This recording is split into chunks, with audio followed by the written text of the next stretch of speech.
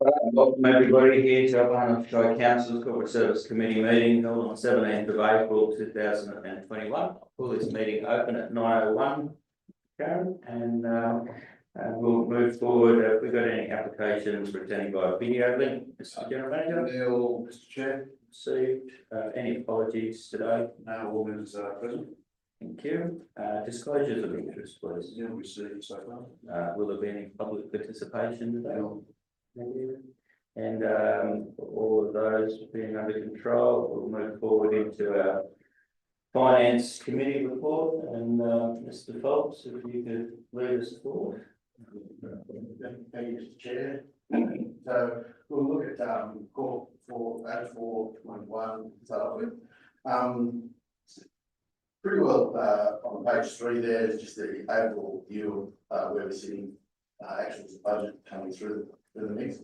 To March 25, got a negative variance to budget of $438,000 compared to a $2.69 million positive variance at the end of the February period. A lot of that is obviously movements within the budget and also our actions. So we'll go through the main areas of the variations coming through. Gallen Place Hostel, its revenue is higher by about $68,000, which is part of the $2.8 million increase in operating revenue. So increased funding received from the department coming through, offset slightly by some lower resident fees. We have raised all invoices now this month in regards to our resident fees coming through. So those will be issued probably hopefully today, if not early next week. I take it that's not reflected in that. Not at this stage. March. No, correct, Councillor Fraser. So that'll come into the April period. Early Learning Centres revenue is high by $197,000. So obviously we received of a Start Strong funding, which is about 112 of that. Plus also the utilisation of the facility has increased, with numbers coming into the facility up to 50 head now, so that's quite pleasing. Family daycare also ahead of budget by $180,000. Higher than expected childcare fees coming through due to, again, utilisation of the service, so the demand for childcare is definitely within the Shire. But also a change in the billing structure where council is now billing to parents for the services as well as receiving the childcare subsidies. So that obviously is just a contra, because the other side of that is that the carer payments are made on to the educators.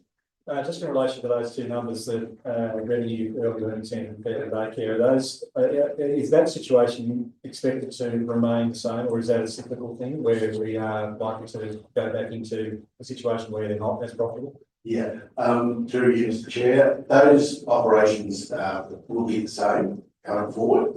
They should be consistent now.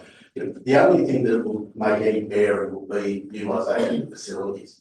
With the demand that's been around and also the number of the wait list, I can't see it going backwards. The only factor that really does affect our child numbers at the ELC predominantly is educators. So if we don't get an early childhood teacher, then based on our licence, we have to reduce our numbers down. Just out of interest, I saw there was some discussion about some out of school hours care to do with the service that you had a discussion with the ratepayer about that matter. We don't have any input into that. Do we have any input into the out of hours school, the St Nicholas out of hours school care? Sorry. Through you, Mr. Chair. The SUSH, as they call it, up at St Nick's now, that we were undertaking that operation going back probably 3 years ago, and because it was on St Mary's land, predominantly, the Catholic Church decided that they no longer want us to run the facility and for St Nick's to take over. So right. St Nick's is the one that actually runs that facility now. That answers the question. Yeah. It does flag something there, though, Councillor Fraser, that the community does have a problem with that.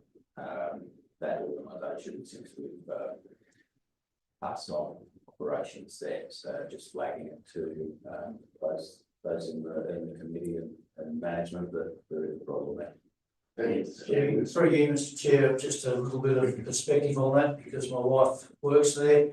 They are absolutely struggling to get staff. Their biggest problem is they cannot staff it enough to run 5 days a week, morning and afternoon. What's the difficulty? It's just not Just not applicants. people not Just not applying, workforce. just people not applying for jobs. They were trying to get a nominated supervisor, nobody applied. So look, That seems to be a consistent problem. That seems to be a consistent problem everywhere. yeah, Here with our staff issues. it's a serious problem. There's a shortage. Yeah, anyways, it's a labour shortage as much as anything. Thank you, councillor Shields.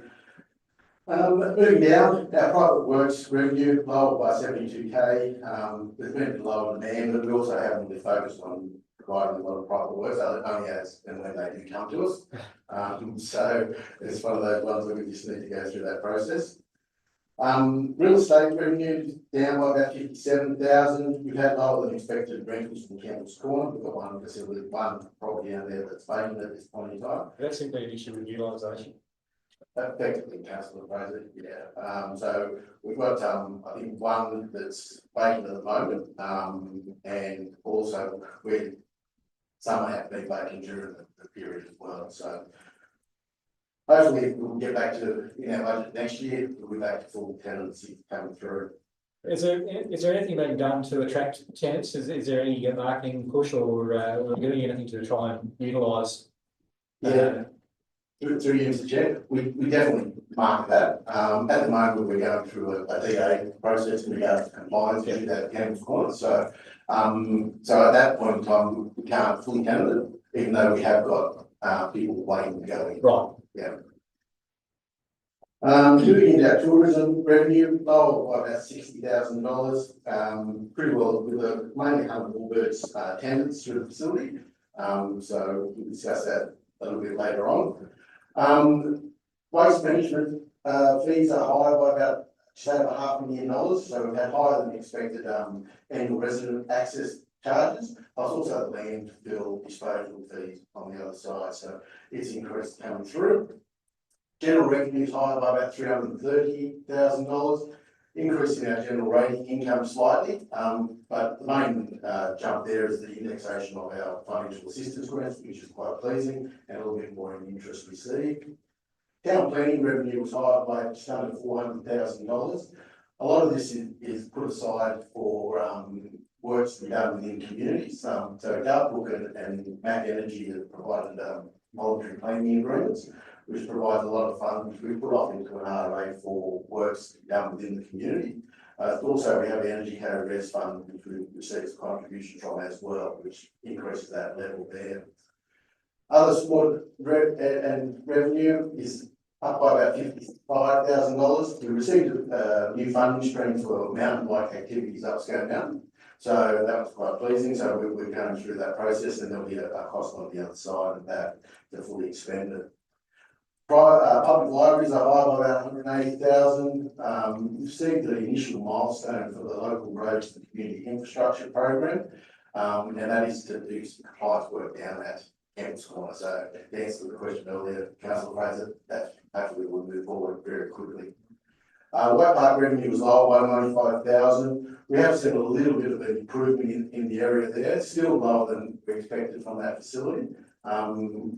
But we are actually doing a little bit more work out with overcover roofing on the yards. Hopefully that will drag some more events to that facility, and also we're looking at our revenue that we actually are generating through that facility. Is that the issue? Is it underutilised, or are we not charging enough? Are we getting enough use of it? Are we getting enough use of it? If we are, do we then need to review the fees that are being charged? Because if we're getting enough use, we should be making money. If we're not getting enough use, then I can understand why there's a deficit.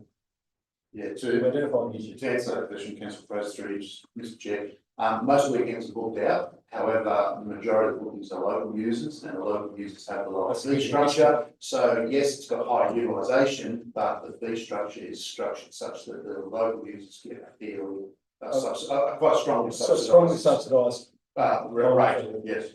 right. That's well, I suppose that's an issue that we need to address when we look at the fees and charges Exactly. next time around. Thank you, councillor Fraser. Aerodrome revenue lower by 74,000. Here we've got a bit of a timing issue still with the outdated billing and receipts. We have looked at our forecast going forward. We will be a little bit under budget coming through by the end of the year. And so we're just getting a quantum on that after we ended the last quarter. Department of Transport New South Wales State Roads, high by that's $360,000. We've received significant requests for work along the Gold Highway, which is quite pleasing, and you'll see a massive spike in that number coming forward because we've just finished our reseal heavy patch program, which was worth effectively about $1.8 million. So that'll be a massive spike, and we'll have the vote coming through when we look at our votes. Regional roads grants revenue by is higher by about 297,000. We received our first milestone for Main Road 62. We're doing some work out there from Balls Creek to Murdoch Gully. So we received the first milestone payment for that, and that will be done before the end of this financial year. Local roads grant revenue is higher by 427. Mainly increased due to the indexation of our financial assistance grants, plus also we received the balance of our Union Book funding, which was quite pleasing coming through. So it's a little bit higher coming through. So pretty well, we're in front of budget in regards to revenue, but by that $2.8 million. What was the indexation amount? The indexation amount was about 4.13 or something. It's a funny number that came through compared to what we actually were getting before. So we did outlook with that, which is quite pleasing because a lot of our federal funding that we get for block grants is very minimal increases, even below that. So moving through to our non-operating revenue and expenditure. About $1 million short of where we anticipated this to be, mainly due to the internal fleet hire. We've done a vote for this month. The slow utilisation of our council fleet, now that is twofold. Effectively, we need to review the recording of our internal fleet for a start. We're going through doing that process at the moment. We're making sure that we capture all the hours coming through those capital works jobs and maintenance jobs. Plus also the fact that we struggle to get operators on actual business plans. So we've got about 6 graders, and we've probably got about 4 grader operators at the moment. So it's mainly a next story. This is a perennial item that comes up every month, the internal fleet hire costs. It's the same every month, and surely that has to be tied in with the private works issue. And is the issue simply that we can't utilise the internal fleet, we can't utilise the internal fleet because we don't have the operators, or we don't have the private works, or is it all part of the same? Two facets of the same problem. Or is it something that there's something we can do to address this, because it comes up every meeting, the same number, same issue. And I realise it's an accounting number. It's not an actual expenditure, but we see the same thing every month. Just to address that question through Mr. Chair. Yes, you will see it every month because it was set at the beginning of the year and we'll probably never achieve the utilisation rate that was assumed. So yes, we have to continue to report that we're not meeting that utilisation rate. The reason it's low is not so much around private works. We do very little private works in reality. It's more down to the issues that Mr. Phelps has raised earlier about not having the operators to keep the main operational. I just wonder about your progress on data collection. I understand there are there's issues with data collection and this number generated, which does reflect all through these books. How are we progressing with the updated systems? Yeah, The Director of Infrastructure Services can probably give you a much better description. He's sort of been doing that for probably the majority of the current financial year, has been measuring that utilisation. We very early on felt that we could probably do it through just simple fuel records, which measures every time you fill up fuel, it measures hours and kilometre readings. However, some of those readings were inaccurate, and we've had to go back to some of the more, I guess, almost start from scratch in some of the data records. Directors formed a small working team to start to look at that. They're looking at not all the plant in one hit, because that's a fairly big job, and they've broken it down into bite-sized chunks and working through those. So maybe I can get the new director to provide a bit more detail around the process if the councils wish to get more information on that. Yeah, I think we had a good discussion. I think there's plenty of new technologies coming online.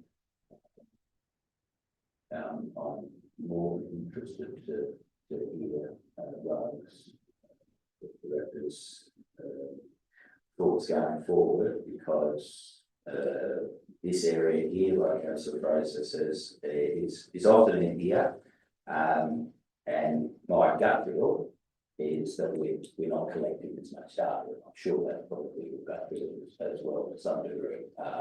And fuel records are run very small enterprise compared to yours, but they're often accurate, and I'm sure there's technology out there. Through you, Mr. Chair, but just the other issue that was raised there is we've got 6th graders, but only potentially 4 drivers or operators. What are we actually doing about getting, and are we suffering a problem where we train somebody up to be a grader operator, and the next thing you know, they're down working for Bengalla or Mount Arthur or wherever, because it's financially attractive? How are we addressing that problem with just not enough people? Through you, Mr. Chair, you've identified the problem exactly. There is a market out there that can pay considerably more money for the same skill set, and we're competing with that continuously.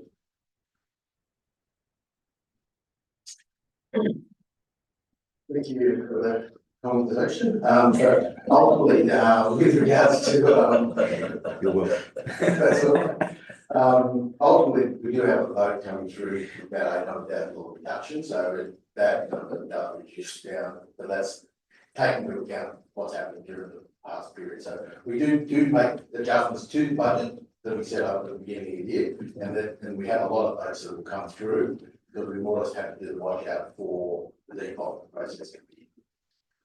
Moving into our operating expenditure, this one's up overspent at the moment by about $2.7 million.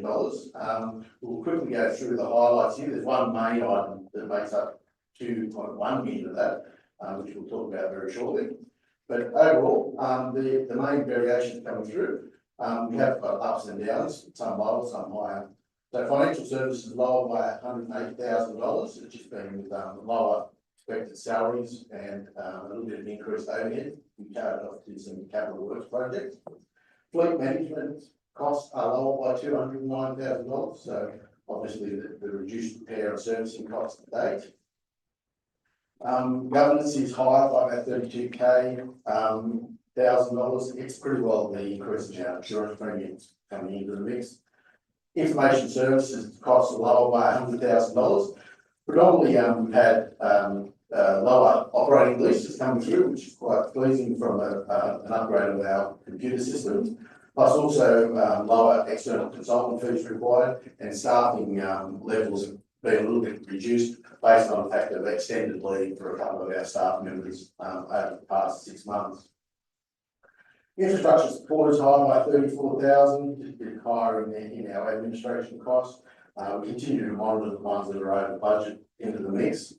Community services admin costs are lower by $51,000. Again, staff and vacancies throughout the year, and then also long-term leave that was taken. Government place hostel costs are higher by $700,000, so the cost of the facility staffing is a lot higher than anticipated in the budget, with the use of use of agency staffing to cover shortages and make sure that we maintain the level of care to the residents. Early learning and family daycare costs, as we've seen on the other side, it was increases on revenue. This is increases in our costs coming through. So obviously with the utilisation increases that we do have in those facilities and the billing activities, we've had increased staffing costs and childcare educator payments to meet that increased utilisation demand. Youth services costs are lower by 75,000. We've had lower costs in regards to drop-in services in our facilities and also the EIP activities, which is pretty well the youth mental health area. So we are looking at that and trying to spend that money before the end of the year because it is fully grant funded. So it's one of those items that we need to go through that process. Salary costs are higher by $100,000, just additional costs associated with the operations and the higher than expected truck wash water charges coming through. Tourism and Hunter Woolworths costs lower by $200,000. We did have lower revenue, but we've also had a reduction in our staffing hours and a vacancy in our tourism and events coordinator's position over the last 3 months. So we've had a bit of a saving on the other side there. Can I just go there? Yep. I want to go back to the same units. We had an informal meeting with Associated Agents a month ago. We're making some progress on having another discussion with potential users of that facility. We've been able to, through Mr. Chair, we've been able to identify, not identify, but to get our hands on some documentation that another council used recently for a call for expression of interest. The Richmond River. Casino Council, Richmond River, I think is the council. Yes. Yep.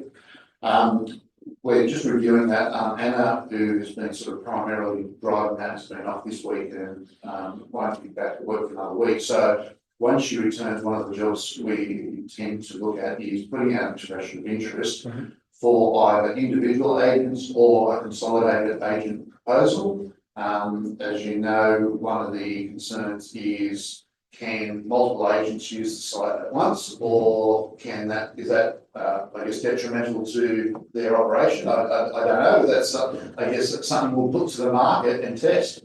So that's the intent. Was we do have the LOI drafted. Having said that, we also have developed the draft fees and charges for next year as part of the DPOT process. However, that's effectively following the same methodology as we had this year with CPI. That's just CPI. Yes, I think we can look a little bit more at that. I think we can probably have a discussion about that because I think we ought to be generating a bit more income from the sale yards. But gratifying that we're extending a pool of the potential users and making it. And my hope would be that we would end up making it available to more agents, but that's probably a discussion for another class. Yep. Thank you, Councillor Fraser. Moving down through up stormwater costs here, lower by 68,000. We just had lower maintenance undertaken to date. Street cleaning costs, lower contractor costs coming through, which is quite pleasing. We do have one full councillor left in the mix, so that'll be done before the end of the year. Waste operation expenditure is higher by 66,000. Pretty well we've had a higher organic collection costs coming through than what we anticipated, plus also the state levy costs are a bit higher due to the volumes going into the facility. So that's pretty well increased our cost side of it. It's been offset slightly by the curbside bulk waste, which has been a lot lower, which is quite pleasing. And overall waste disposal operations cost, which is quite pleasing as well. Through you, Mr. Chair, when you say organics, is that green waste? Through your chair, yeah, Bogo. In relation to some months ago, we resolved at an ordinary meeting to approach the state government or the EPA about the levy that was being placed, Councillor Williamson's proposal. Have we had any response to that? I assume the response is going to be you can tell your story walking, but Have we had any response from the state government? Through Mr. Chair, we sent a letter to the minister, I'm thinking, just trying to recall which minister it was Penny Sharp? No, but I need to check which minister it was, but certainly a letter did go out, in regard to your specific question about response. I don't believe we've seen a single response. I'm not surprised.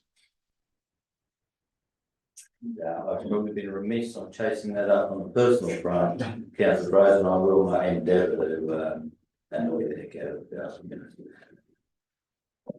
Thank you, Mr. Chair.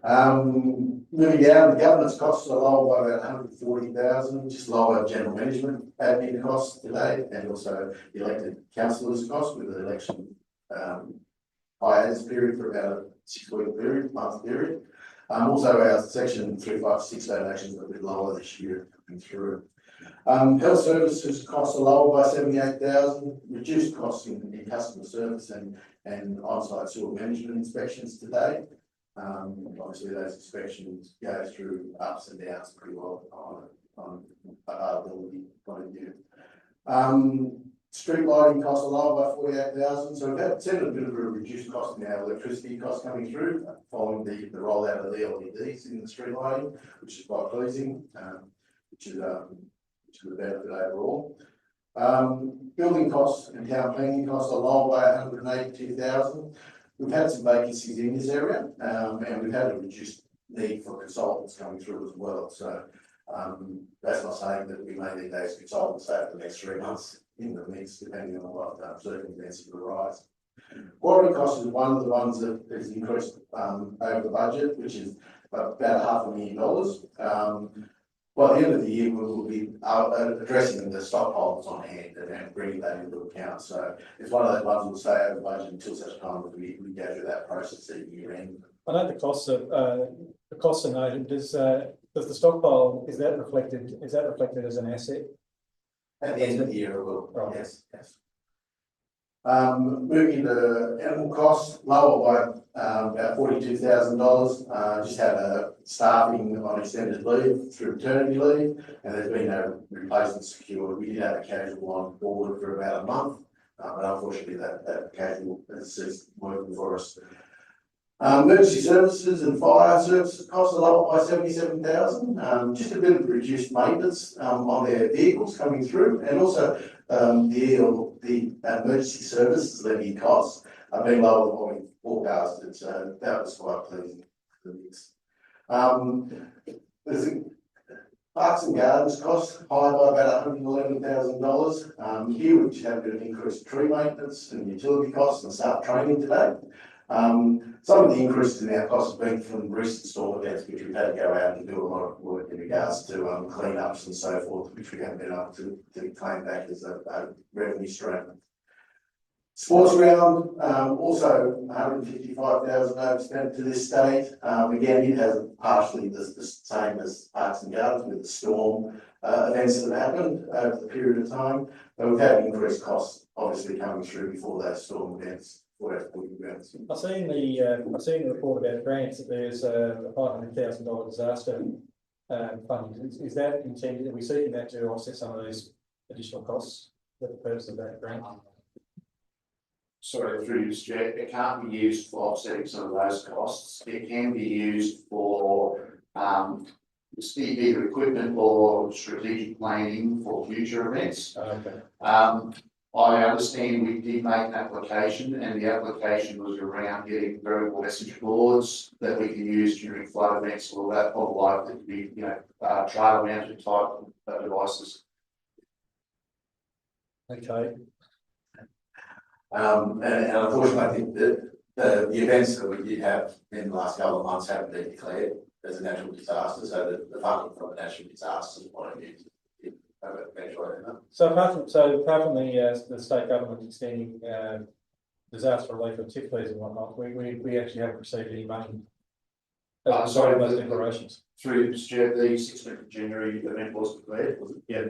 And the director has commenced, I guess, understanding that the cost to us were fairly low. That was the problem. Most of the costs were individual costs for property owners. Yep. It wasn't really a council cost, and we can't claim on behalf of the residents, we can only claim council costs. Thank you. Thank you, General Manager. Moving down to our aerodrome costs are lower by about $69,000. We've had a vacancy out there since November coming through, so there's been reduced costs there. Plus also the maintenance out there hasn't been as dominant as what it has previously, so we're looking at expanding that area as well. Bridge maintenance costs lower by about $112,000. Obviously with all our new bridges, our maintenance regime has not been required. We do have a contractor that will undertake some bridge structure checks, and that'll be organised over the course of the next 3 months. Footpath costs are lower by $49,000. Lower maintenance works have been undertaken today, so obviously we'll do works as and when are required. The big one here is the $2.1 million increase in our state roads. As I said earlier, you'll see a big spike in our revenue streams that do come through from state roads. These are the costs that effectively been expended coming to collect that. So that $2.11 million figure, that will be coming back to us through grants. Correct. Yeah. Yes, yeah, we get it back through with using these, we charge one. It's like private works, equivalent to the Department of Transport. So that deficit will essentially be a washing due course. Correct. Great. Yeah. So and you'll see a boat, I've taken up a boat in these month boats for about $2.2 million, being that extra revenue stream that we're going to get this year overall, and the cost on the other side of that 2.1. Probably the breakdown out there of contractors versus their own employees and those jobs. That overall, based on this year, you probably find that it'd be probably a third ours, 2/3 contractors, I'd say at least.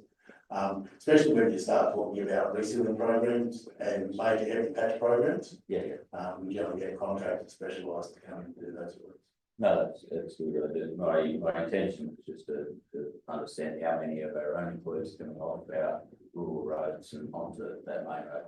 Yeah, there is a crew that actually is dedicated to the state highway out there. Moving into our next item, which is local roads and admin training, higher than $250,000, higher in salaries and training activities for the outdoor staff. We continue to do a little bit of required training coming through for our outdoor staff, but we're pretty well shut down remaining training that's pretty well optional for the rest of the year. These costs obviously will be reviewed. We'll probably push on some of these costs towards capital works projects, for especially being the executive manager of works delivering his time involved in those. Regional roads maintenance higher by nearly $500,000. The overall the activities on the road maintenance includes the heavy patch program. We're reallocating that to capital works. We're going through the process of dragging those costs out at the moment because we'll be capitalising those as a capital item by the end of the year. Local roads admin and training costs. That's a repeat of a line. Yeah, so thankfully ignore that line there. The local road maintenance higher by $102,000. So this is the maintenance side of things. The maintenance works are continuing on the unsealed roads, and so without having a current focus to those unsealed roads at this point in time, based on the weather events that we've been sustained. Local roads flood damage is lower by nearly $1 million, so that's another big item that goes back the other way. There's only been minimal flood damage works included. A lot of our resourcing has been towards doing capital works as well as the maintenance of our general roads coming through. We have got a schedule of major flood works done next year, so that'll start ramping up again the next financial year. Was any of that, how much of that was grant funded, and how much of that did we have to make from our own budget, flood damage remediation? Overall, we recover probably 95% of that. Right. We have an offset effectively for emergencies, natural disaster, to like a free item that the government doesn't pay for, that the council has to wear, and that's about $250,000. And that $250,000 over a 4-year front, so it's a long period of time, so that's why it's so much, we get back in regards to the flood works. Moving into our sewer admin, mains maintenance and treatment activities, they're high by about 290,000.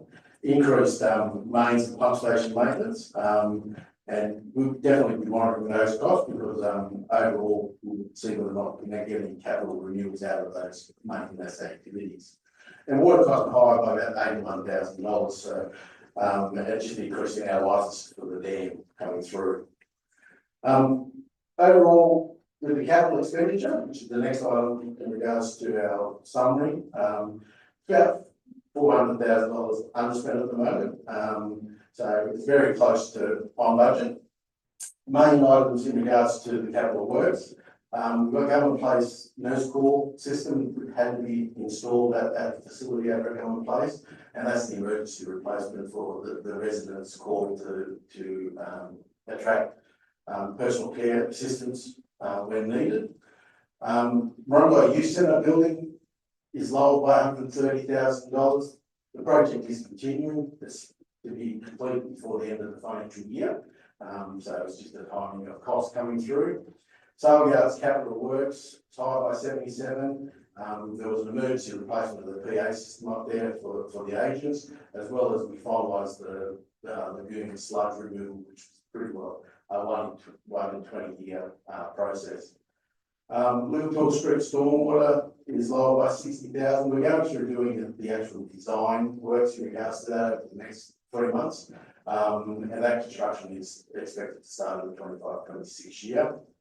The Morongo waste site upgrade, so it's over budget at the moment by $400,000. This is funded by the EPA, which is looking at doing perimeter fencing and also the bulk lift bins at the facility. So fully funded, grant funded by EPA, which is a bonus coming back from the RO levies, the state levies.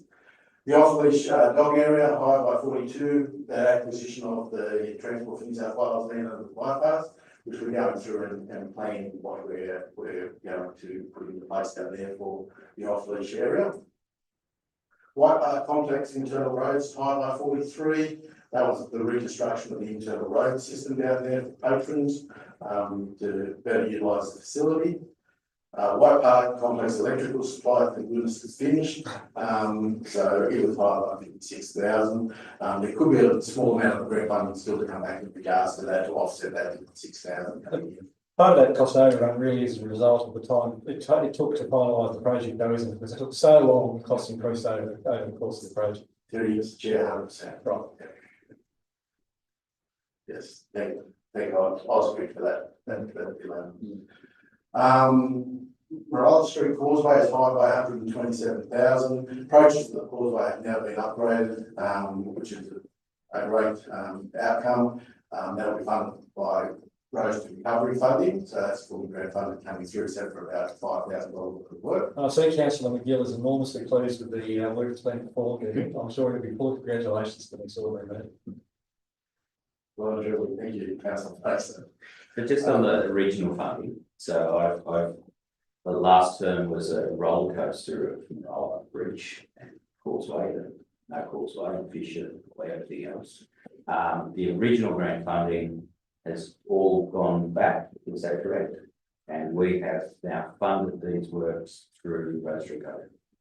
Through you, Mr. Chair, the $143,000 worth of works was funded through that grant funding. So what works we get from the original funding? So whatever works that we did do up to the point where we finalised the works that we were going to do, we got paid 100% of that. Okay, very good. Thank you. Moving into the next one, which is Coulson's Creek Road project, higher than budget by $95,000. This project is continuing to travel along quite well. It's on schedule and on budget.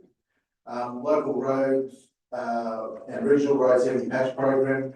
As I said earlier, with the regional roads, there will be costs coming into this $125,000 being the costs that are included in maintenance. So we'll reallocate those for the next meeting. Urban Street Curb and Guttering Renewal program, it's lower by $100,000 today.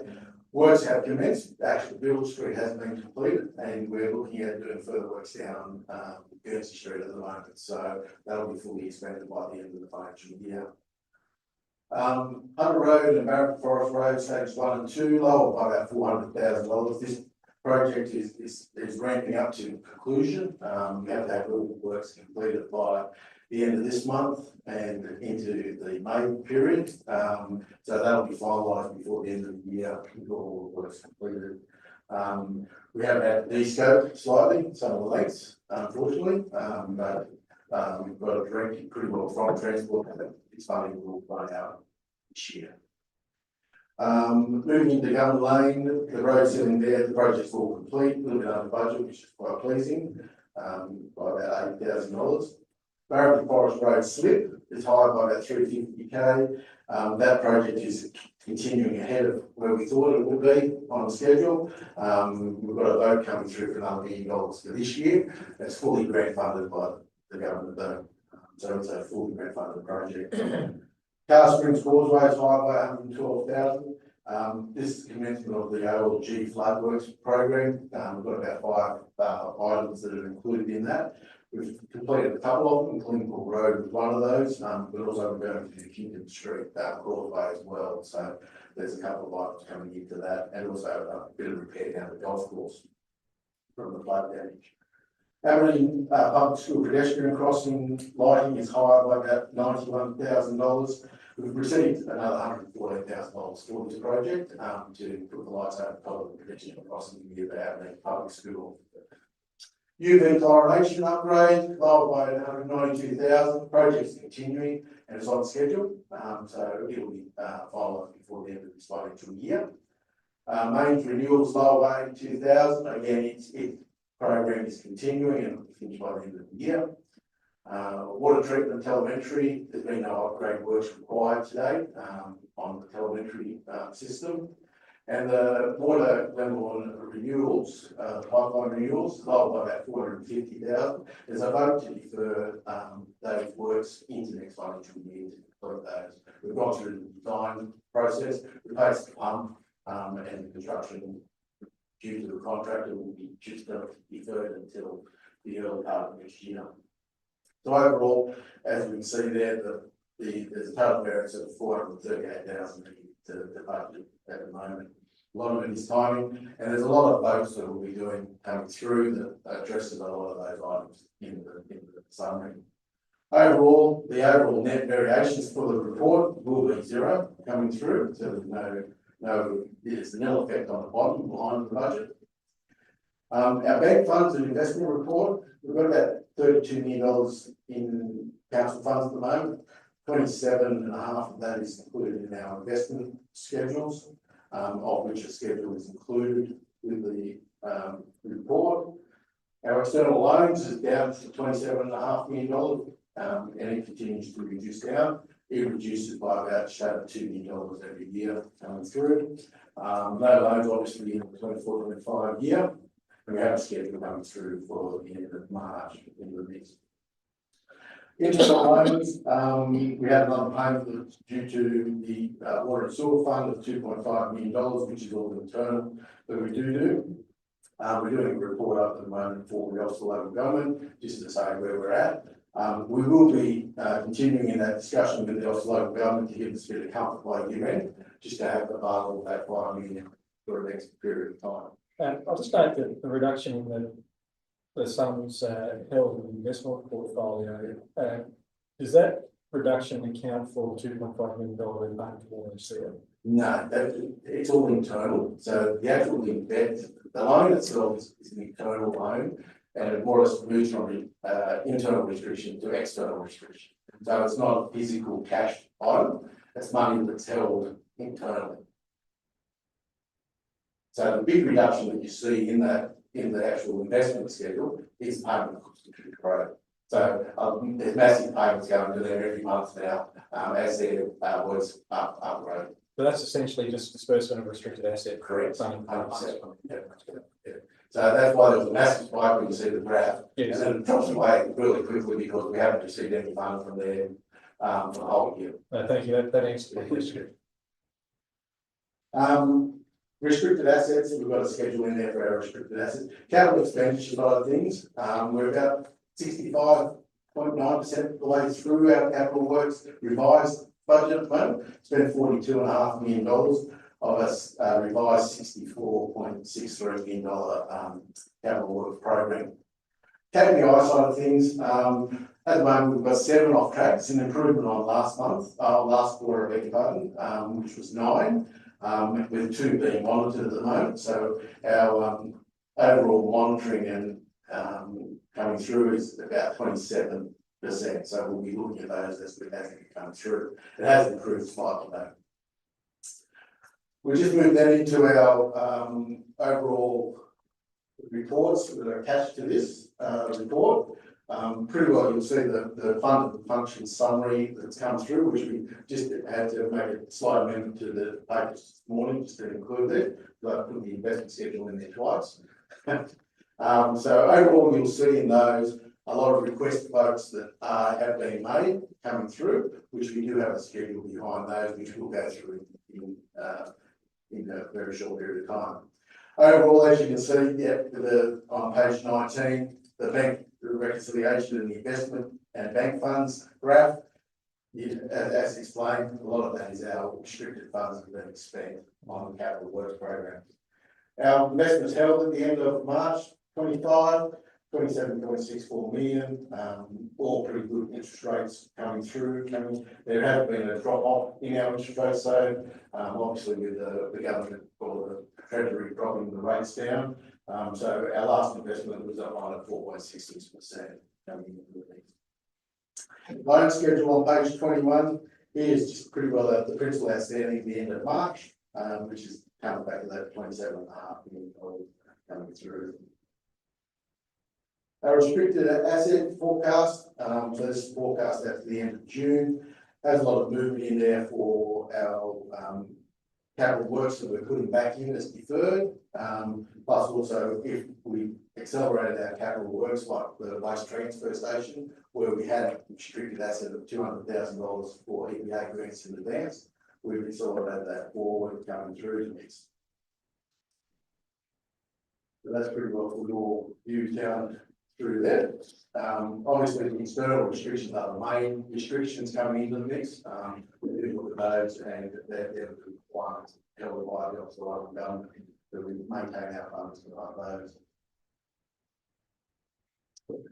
Last schedule on there before we get to the votes is the capital expenditure summary. Just more or less the high level all capital works projects together, plus also our request votes for those capital works projects coming through, which is effectively a reduction for the month of about $1.7 million in our referrals and so forth.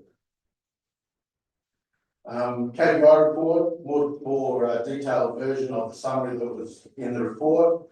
Pretty well goes through each individual KPI as it stands, and indicates whether or not they were on track, off track, or being monitored coming through. So that's just more viewing. Then we get to the votes that we have for the month, which is quite substantial coming through. So there's a number of pages there. Happy to take any questions in regards to any of those votes coming through.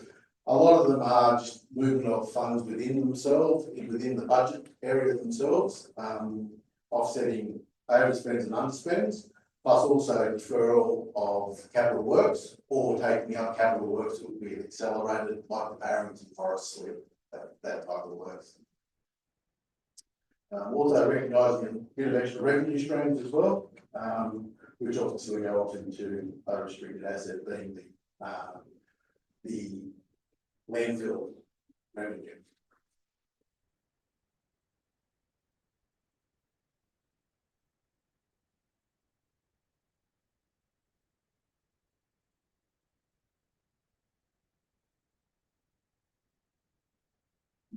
So that answers. Have we got any questions before I take this to a vote?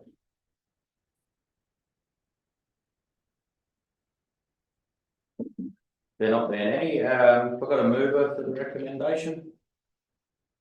Move councillor Stoll, second with councillor Shields, all those in favour? Ayes have it. Karen, and we'll move forward to the operational report. Okay, If you want to just look thank at you, the Mr. Chair. high level. Yeah.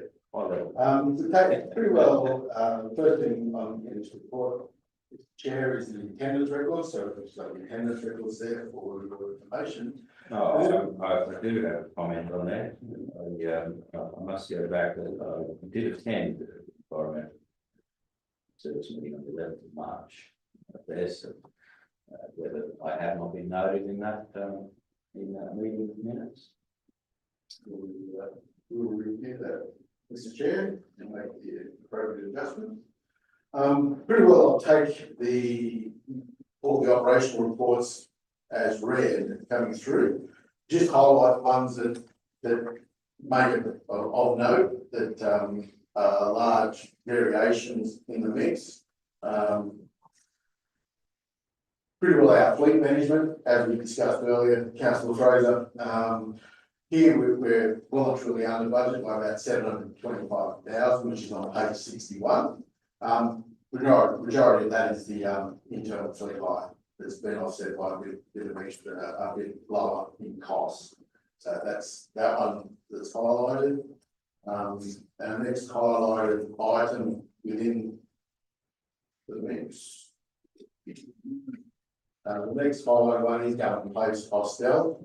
Here we're behind budget by about $765,000. Well, it's actually worse than that, isn't it? Because you've had, Yeah, that's behind budget at the moment. Actually, it's 821 as the negative. and you've also got the $107,000, which is unexpected expense for the on-call nurse system, which I appreciate is a one-off and is an appreciable asset, but there's still another $107,000. That's included. That's included, Yeah, that's including that.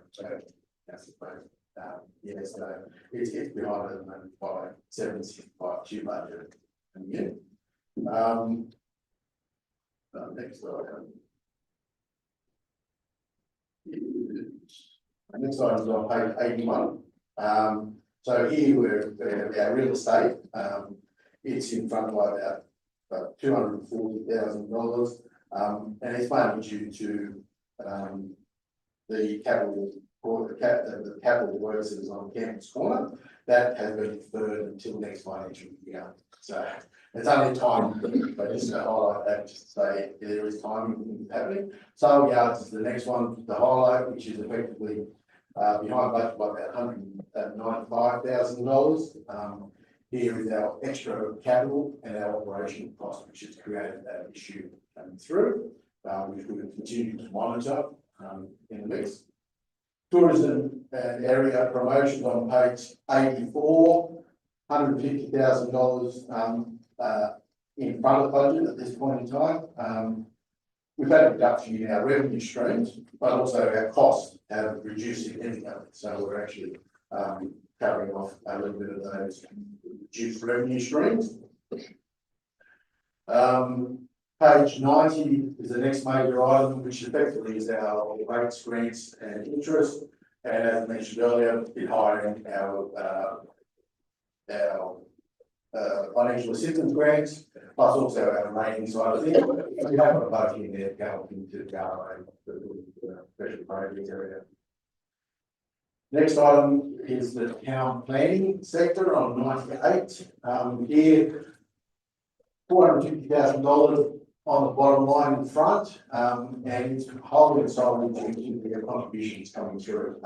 Bit of savings in our operation cost, but 400 of that is our contribution increase, and we have votes happening for that coming through. So that corrects itself for the next one.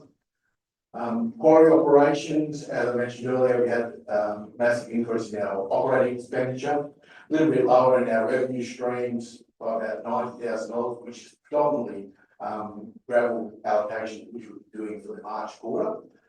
So that'll be in front of budget by the end of the March quarter when we do those journals. And as I mentioned earlier, Councillor Fraser will be taking up a stockpile at the end of the year as work in progress. So that has a major effect on our overall operational costs. Next item on 109, Parks and Gardens, as mentioned earlier, 179,000 overspent at this point in time. Higher operational costs predominantly coming through, plus our off-leash dog area moving through. There is also a Burning Mountain rail water. We're receiving some grant funding for that, so about $41,000 worth of grant funding coming for that project. And I must say, even though that area is being a little bit overfunded, they're getting great results. I'm sure that the councils here will appreciate the work of staff. We've seen those guys here all around town, and it's been a challenging grass growing season, and well done to them. Yeah, thank you, Chair. Definitely will pass that on. Sporting fields again, similar to the Parks and Gardens, they're keeping those fields in Nick as well, with Nick. Overall, 175,000 spent at this point in time. White Park Complex, behind budget by about 260,000. Pretty well, it's the lower revenue stream that we discussed earlier, plus also the additional capital works down there that we've had to go ahead and do in regards to our internal road, finalisation of the plant, the actual power supply. We will have a vote coming back the other way for the grant fund to cover off some of that. That seems to be worked out what the fund will be. But overall, it's a little bit overspent at this point. Our main big one is the RMS State Roads, $1.8 million behind budget at this point in time. Obviously, 2.1 million makes a massive difference to that area there. So let's just highlight that one. Local roads, pretty well underspent at the moment by about $1.3 million. Effectively is the flood restoration works that's on page 119, about $1 million there underspent. So we have a vote for that coming through. Through you, Mr. Chair. Can I just ask a question as to why when the finance manager gives a page number, it doesn't equate with what's on my screen? So I'm struggling to follow some of the things you're saying. Now, I would have thought that, so RMS State Roads, which according to that is 117. It's about 3 pages out. Yeah. So why is that? The counter on your iPad is counting 3 pages ahead of what's written on the bottom of the page. So the page number on the bottom right hand. If we use the page number on the bottom of the page, that will be the same page that Mr. Phillips is using. Yeah, okay. The software that uses the page numbering counts from the very first page, but the page numbers don't include the title page of the report and a few other pages. Okay. So Happy with that. 3 ahead roughly. On the PDF counter, you're about 3 ahead of the paper. I need help. Thank you, Councillor Shields. Moving into our water supply, a little bit underspent at the moment overall, so a little bit behind budget, and it's predominantly in our capital expenditure side of things. So we've done a few votes there to bring out that full 50K in regards to the clean water renewals. And our final one, which is the sewer services, a little bit overspent at this point in time by about $320,000, which is predominantly in the mains and pumping stations operational costs, which will be reviewing the mains, especially in regards to renewals that we might be able to bring to the capital expenditure. Well, that's right, isn't it? Because it is mains renewals capital expenditures. Effectively, we do have some, if it's a very minor mains renewal and it costs $5,000, maybe $10,000, you can call that as a repair. But when you start going into about the $30,000-40,000, yeah, definitely a renewal. Well, I mean, most things, unless you're putting a patch around the mains, go for renewal, isn't it? Really, it's capital expenditure. Then moving into our next item here, which is pretty well our reports. Have that read, is the motion coming through, the shadow motions, and that's the end of the report. Thank you, Mr. Phillips. Councillors, have you got any the comment or question about bring this on to the vote? There being none, I've got a mover. The councillor Shields, seconder. Councillor Stiles, all those in favour? Let's have it next. And we'll move forward into the contractors and expense report. Look over here there. Thank you, Mr. Chair. Take it pretty well as read. Gives you an indication of where our legal and consultant fees are going at this point in time. Yeah, consider it our budget at this point. I'll add too, thank you very much for providing information on the fees that have been charged by your recovery and reconstructions. That's excellent what they're doing, because they're charging, they're only charging the fees that are recoverable as part of the process. So there's no net loss to council in those recoveries, which is excellent. It's very gratifying. Thank you. That's great. Thank you, councillor. All right, we've got to move up for the recommendation. Councillor Fraser. Second. Councillor Stiles, all those in favour? The ayes have it. Move along to property update. If the general manager, you could quickly run us through any updates. Yeah, thank you, Mr. Chair. Probably the main things, summary does give you a bit more detail. The main things to draw council's attention to is, we now have contracts for sale for both the Hill Street properties in place. Some are still progressing, but they are now well and truly sorted out. I think most of the others are probably fairly fairly standard for the last, since we reported this at the last month in February. March, we provided information to the Murrumbidgee CAC and the Rosedale Estate following council's decision around that, which was basically just providing with those two options regarding further development there. And yeah, if there's any questions, happy to take it, but as I say, most of it's fairly has been a lot of action over those two matters since the last meeting. I'm sure we had any update the grant application for any funds. We haven't had any formal notification. Sure. That was an application for $3.5 million to undertake capital works to allow that land to be subdivided and marketed. We have not been formally notified that we've been unsuccessful. However, the website has listed the successful applicants, and we're not listed in that list. So the assumption is that we will, in due course, be notified formally, but it looks like they've been unsuccessful.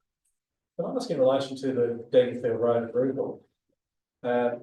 What is the proposal there, to close or to purchase part of the road? That's correct. So the owner. Is that a paper road, or is it it's an actual? No, it is an actual formed road. So they've approached council seeking some guidance on the process to formally close and purchase that road. We've been having some conversations with them. There's a couple of options available to them in that process. They can make an application for closure. Obviously, a road closure goes through a community consultation process, and then there's a valuation process for the road sale. I think that's on the basis that they purchased both sides of the road. Is that the story? Yeah, I believe the policy is our policy. It's not a state government policy, but I believe our policy is that they must own both sides of the road, and if there's any other property owners beyond them that rely on that road, they must create some sort of formal easement or agreement so that those owners can continue to have access. I think this is still in fairly early stages of discussions. We just brought it to council's attention because it has been an approach. I do believe the proponent may finding the technical side of it a bit challenging. I'll be interested to see the developments on that one. Look, councillors, if this was to proceed, it would definitely come before council for consideration. You get an opportunity to consider that. And then, as I say, it will then go to community consultation for the final process. All right, we're going to move with the notation of the property update. Councillor Fraser, seconded Councillor Shields, all those in favour? The ayes have it. We'll move forward to the Airport Management Committee.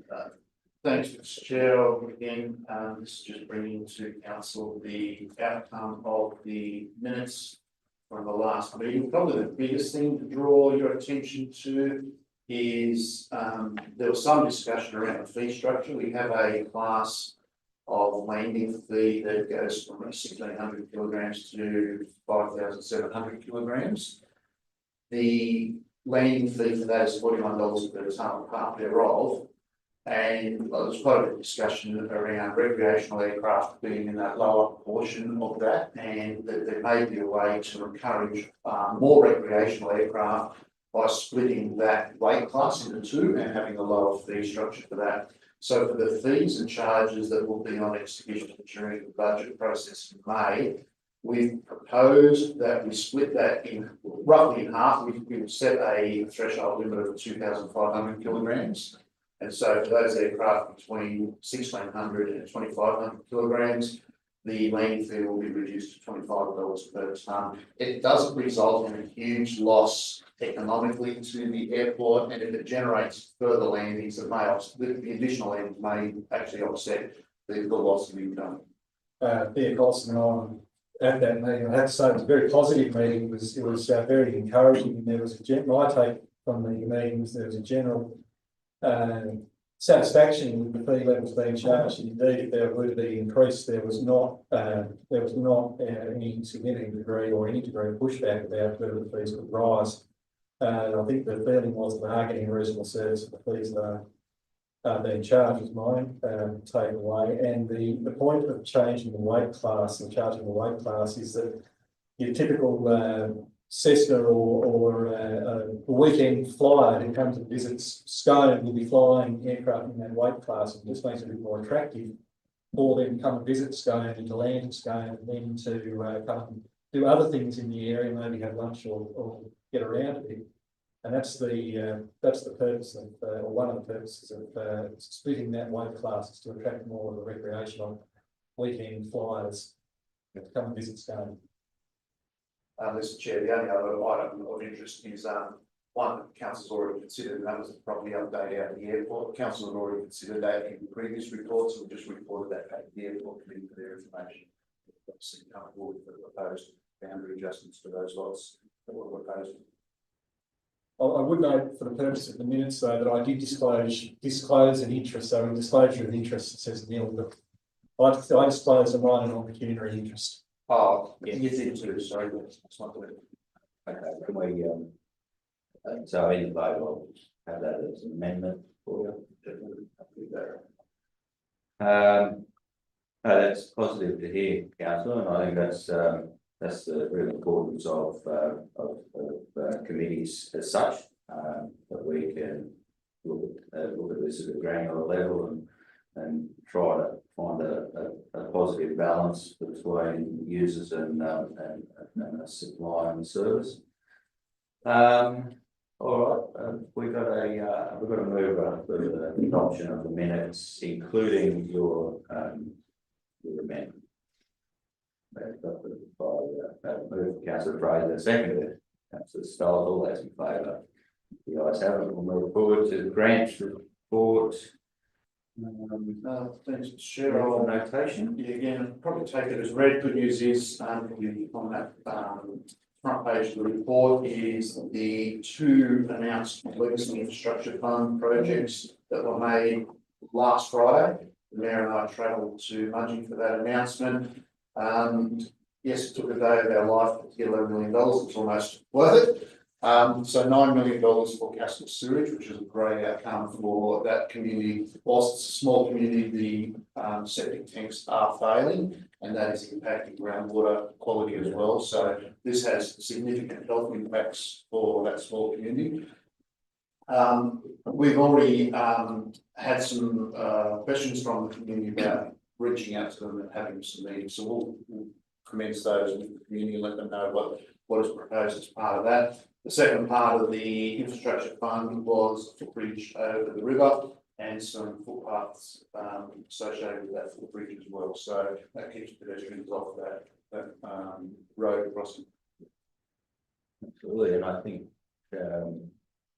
I'll let the mayor speak before I walk on. Thank you, Mr. Chair.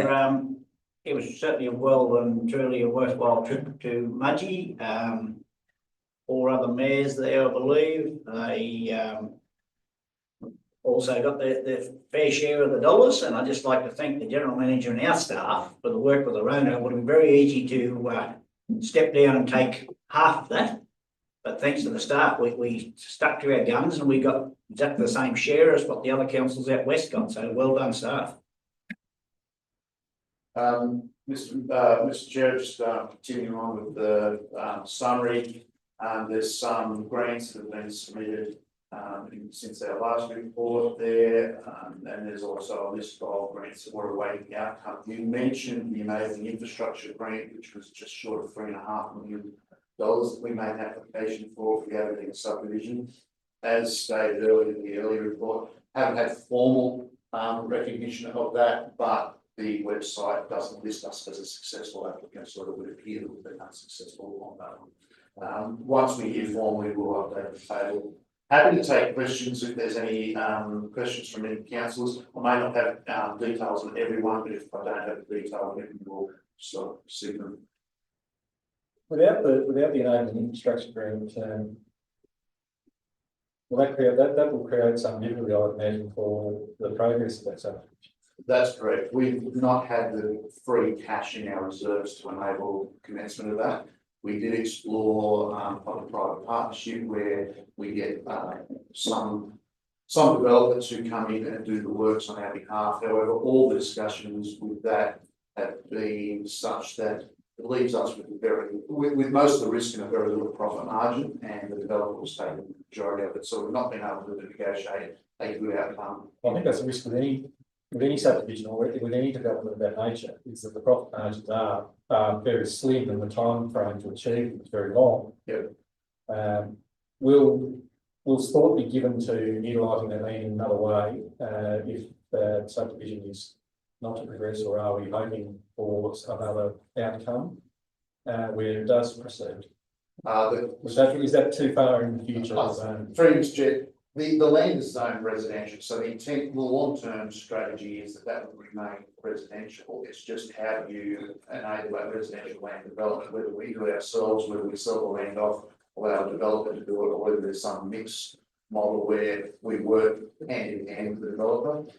We have had a couple of conversations with some home or housing providers who are looking at doing both house and land package developments. Again, it comes down to the risk sharing and the profit that's in there, and whether we can make an arrangement between the multiple parties work. So I think we've got another meeting in May with one of the proposed proponents on that. So we get fairly regular approaches about it, but the offers are very rarely in our favour. That was going to be the next thing that I suggest, that I would suggest is at some stage, should we look at an expression of interest process? I know we have fascinations expressions of interest processes with this council, though I do fully appreciate the reason why we do it that way, in the interest of transparency and fairness.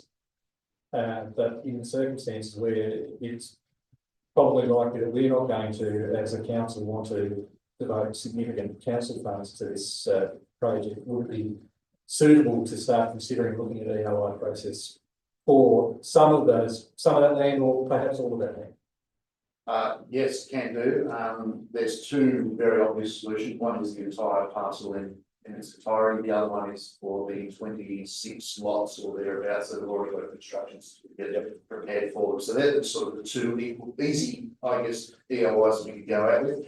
I guess it's been our hope to date that the government would recognise the housing shortage, and they've been announcing stimulus packages for housing, and we'd always felt that this was whilst it wasn't going to solve the state solutions, it may solve some solutions in regional New South Wales. However, the funding that has been offered by the state has been predominantly not focused on allowing councils to put in infrastructure to do this, but has been more around strategic planning. I think you hit the nail right on the head with difficulty, and the other difficulty is that we're probably not the most attractive politically, for this funding. And that's probably not something we can overcome in the present environment, so it's possible we need to take proactive steps on our own. Well, council, we're more than happy, we thought this might have been a solution to try and start this process along. The way we badged it with the state was, once they kicked this off, it would allow the first 26 lots to be developed. The profit from that would go into the next and the next and the next, and eventually you get 100 so properties developed from the 1C funding. But obviously it will take time for the market to take up 100 lots in Aberdeen as well. Precisely. Through you, Mr Chair, just with that Aberdeen funding request, so there's no further rounds of that, it's what you're saying that the website says some are successful, but we're not on there, so we're assuming that we're not successful. That there won't be a second round of them. No, so this was stage 6 or round 6 of the funding, council, so yeah, there could well be future rounds. I wouldn't discount that opportunity. Okay, so it remains a possibility. Absolutely, yeah, and then not just under this funding arrangement, there's a whole heap of funding opportunities in the future that we may be able to tap into as well. It's not just this one. Very good. Mover for the grants report. I just note, Sorry, yeah. Councillor Fraser. I just note the Department of Aged Care Capital Assistance Program. That has a notable lack of detail. So through you, Mr. Chair, there is no minimum or maximum amount set for that. You can apply for whatever you feel is appropriate for your needs. As councillors heard the briefing, I think in March from the department, they are happy to consider a further application. We've made 2 applications in the last 2 years in the order of about $2 million to do capital works improvements to Government Place in particular. Both have been unsuccessful. Thank you. Thanks, Councillor. I've got a mover for the notification of Councillor Shields, seconded Councillor Fraser. All those in favour? Thank you. Move on to requests for donations. Thank you, Mr. Chair. Only one request received in the period for Murray and Diane. Sheepdog trials, and we've given them the $400 in accordance with our policy. Very good. I will note that it's very tight to get a donation for 5-6 at the moment, and perhaps worth a review in the future. For the moment, we'll see how it looks. But yeah, through you, Mr. Chair, 2 years ago, the new council probably aren't aware of this, but the previous council, I did a workshop with them. I felt that the policy was too generous. We were giving out money left, right, and centre. We tightened it up. There was a lot of people using loopholes where they were getting a couple of bites of the cherry. So we have tightened it up. If you feel we've gone too far, you can review it. But I think in the current financial situation we're in, we need to be very, very careful. We're prudent with our money that we're providing to these other groups. Yes, it does provide benefit to the economic uplift of the Shire, but I know that in some instances we've been given money, we have given money to non-council groups, groups that aren't within a local government area. I'll get it right in a second. Because they still fit within our policy of an event, and I think we just need to be very careful about what we're doing with ratepayer money. yes, absolutely. Very good. Do need to do that as well, because we are there to serve the community. Now, do I have a move for the recommendation? Councillor Fraser, seconded. Councillor Shields, all those in favour? The ayes have it. Well done to the working dogs. We'll move along to response to previous questions, and just for notation only, we're going to move there for the notation of the move Councillor Fraser, second Councillor Williamson. All those in favour? think the ayes have it. And there being no further comments or questions from councillors, I think we can close the meeting today. Thank you all. We'll close it at 10:20.